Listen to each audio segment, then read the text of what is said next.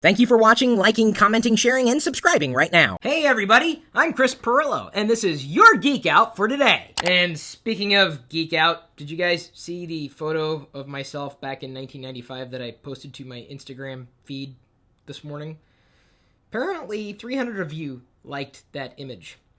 Just goes to show you I can't let my hair down. And if you don't get the joke, you should take a look at my Instagram feed. Microsoft tells me a password isn't enough. What do I do? Your password should be strong.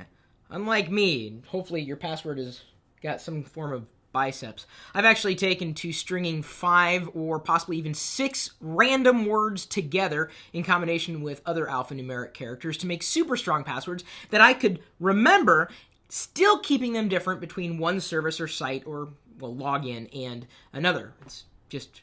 one reason I tend to use Facebook to log into sites if I'm given the chance to do so. So be careful when it comes to coming up with passwords. And if you need help, there are plenty of password generators out there. But if you have the chance, going through a 2-step authentication process is going to be your best bet for security, much like Google will have you do, or possibly even Dropbox now. Dog training tips with technology. Wicket's joining me right now on my lap. How are you trained? Some might argue he was never trained. You're not supposed to... He was smelling the snacks emanating from my mouth.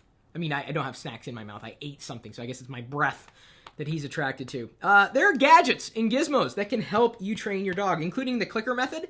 I tried the clicker method. Didn't really work. The one thing you don't really want to do, and I see this happen too frequently, is raise your hand at the dog. Because if you do, they may think that they're in trouble, and if you hit them, you're never going to be able to pet them again without them flinching. See, Wicket doesn't mind my hand. What you might want to do is potentially use technology to train your dog, and not just rewarding them for when they do something right, but also letting them know when you don't want them to do something. Using some other kind of object that they just see it and they know that they do not want to be around it. Some people even gone as far as to squirt them with water bottles, which is kind of fun, but really it's more for training purposes. So technology can help, except for the dogs that it will never help.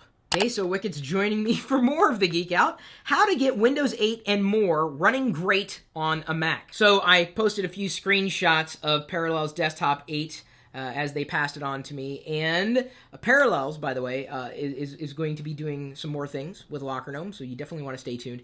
The reason why I've begun to recommend Parallels over everything else, including the free options that are available, is because performance, number one, and 2, convenience.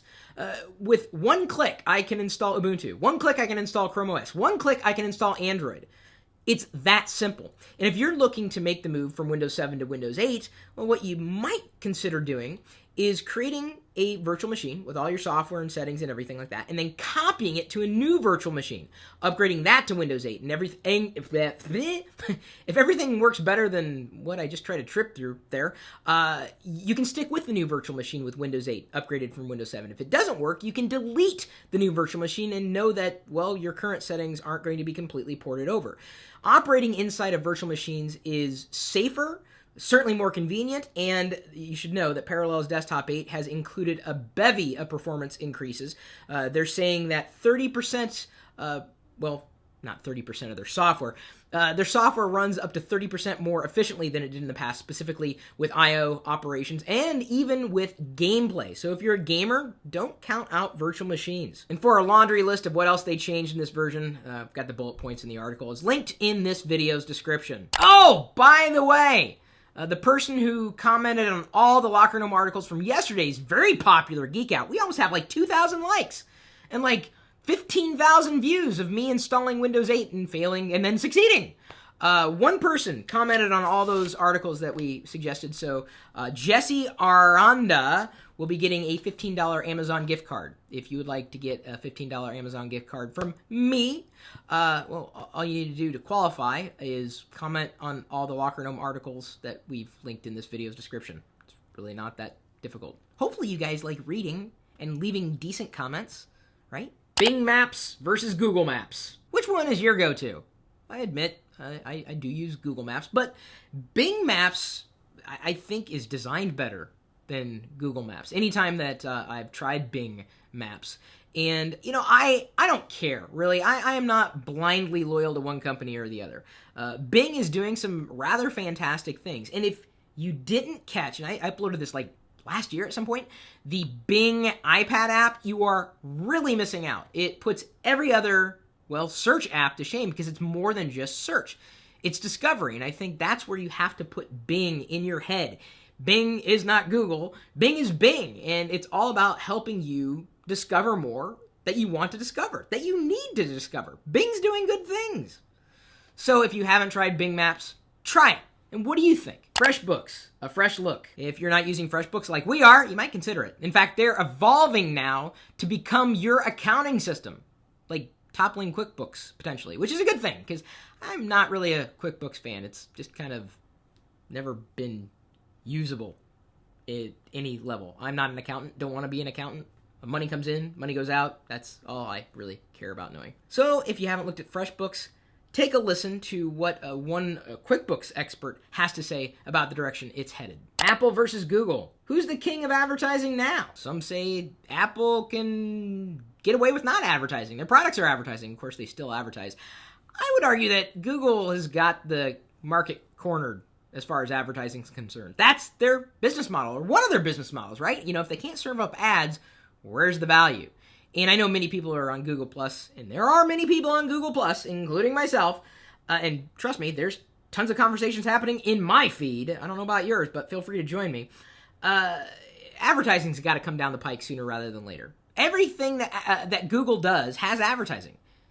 Does Apple serve up advertising? I mean, they've got iAd, but they don't run that in any of their products. They sell their products. Google really doesn't sell a lot of their products. They do sell some products, but they're all about getting that eyeball, everything they do. And I don't think that's going to change anytime soon. It's a good model. I mean, advertising's not going away. It's how I'm able to get tripped through sentences and pay the bills. Google Glasses. Could glasses plus augmented contacted lenses be a replacement? I'm not likely to buy many things in my life. I've got to, keep in mind that I only have so much space in the house. But I do also have space on my face. I absolutely, and I've said this before, would replace my glasses with AR glasses. The augmented reality, the Google goggles, whatever you want to call them. I don't know about contacts. I don't want to put anything in my eye. I've tried that before, and it was just kind of uncomfortable. I felt kind of claustrophobic. I know it sounds kind of weird, but it's true. But I'm going to be wearing glasses anyway. I don't think I'm going to get LASIK anytime soon. I'm going to wait until they work out a few more bugs. I feel kind of weird with people shooting lasers in my eye. Calling me crazy. So, I think it's just inevitable that eyewear, if we can get the battery life going, will work. I mean, if I could just put my glasses in a dock that night and just let them charge, or maybe even they charge by way of solar power, or, figure out some way to take the heat from my head and recharge themselves. Who knows? I really do believe that the future of all glasses is going to include AR type of technology. It's absolutely going to be a replacement. To me, the writing's on the wall, so long as you could read the writing. How I got Apple to replace my old MacBook Pro for a new model. Someone did it! Can you believe it? I mean, Apple, even if you don't think they're the most amazing company in the world, actually excels at support and customer service. I've only had a few issues with Apple over the years that they could not address or wasn't covered under any kind of warranty. But for the most part, they've been, I would say, friendly to addressing my needs. And they don't know that I do anything on YouTube or anything like that. I'm just a regular person to them, as are you, as are most people. I would never play that card, at least not intentionally. So the idea that someone figured out how to get a really, really solid upgrade, I think is a story worth sharing. Have anybody else been in a scenario like this where you were able to upgrade something old to something new and it really wasn't a hassle? What happens to shared online accounts in a divorce? Well, they say the best defense is a good offense, and I'm, careful about which online accounts I share and with whom. I have written in my last will and testament, hey, Diana, here's what you got to do. Here's the password for this. Here's the password for this. I know I'm going to die someday. I don't want my Facebook account to disappear. I do not want my Twitter account, YouTube, any of these things to just disappear because that's me and my life will live on, forever. And I want to have that legacy involved. I know that there are some of you who have been through a scenario where you're no longer with the person that you were married. What did you do to keep your online accounts separated, if you did? I keep my logins. Diana keeps her logins. If she should at some day, and I don't think she's going to die before me, because I'm 80 years older than she is. She keeps her own passwords. She's got her own accounts. I got my own accounts. We have shared accounts, when it comes to certain things, but not everything. I think it just boils down to a matter of communication and, ultimately, finally finding the right person. Samsung confirms that it will sue Apple immediately if it releases an LTE device. Yeah, let's see how that goes. Google, Apple CEOs in secret patent talks. Yeah, we'll see how that goes. Starting to sound like a broken record. HBO brings streaming-only service to Europe. I didn't know you guys didn't have that. Wow. Congratulations.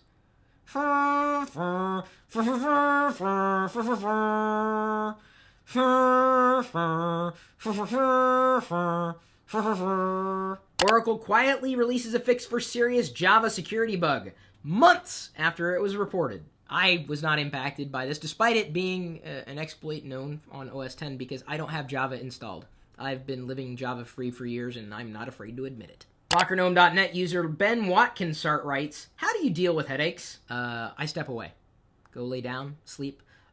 You may be dehydrated. Drink water. Water, not other liquids. I mean, you might try other liquids, but your body may need water. Potentially. That may not be the fix. And then sleep. At LockerGnome.net, CompuCore writes, do you prefer having a passcode on your phone or not? I do prefer a passcode. Just for safety reasons. And it's one layer of defense. Someone is not likely going to guess it. You couldn't guess it based on the smudges on my screen. Because I keep one of those anti-glare screen protectors on there. Hi, Wicket. He's now. I gotta move on, dude. Jared Peters noted on yesterday's live video, you have to remember that although Chris's installation failed, he was using a still unreleased version. Besides, I installed Windows 8 perfectly for the first time. He must have done something wrong. Dude, don't blame the user. Come on. That was the MSDN copy downloaded directly from Microsoft, RTM, the final version, the one that is shipping, the one that will be in everybody's hands. I didn't do anything wrong. I did it right. I put in the CD, entered my code, and that was it. What did I do wrong? I did everything right. It's not my fault it didn't work. Don't ever blame the user, man. So yesterday's live Geek Out was extremely successful, I would say. So tomorrow we're going to do another Geek Out live. It will be at 5 p.m. Pacific, just like we did yesterday, because we seem to have received a lot of people and a lot of comments and a lot of feedback and a lot of likes, and I appreciated that. I don't think we'll be installing Windows 8 on anything, but still we would hope you join us for the regular conversation that I normally cover here during a Geek Out session. So until then, thanks for your comments, thanks for your likes, and thanks for your shares. Seriously, share this with somebody else. We'll see you later. No!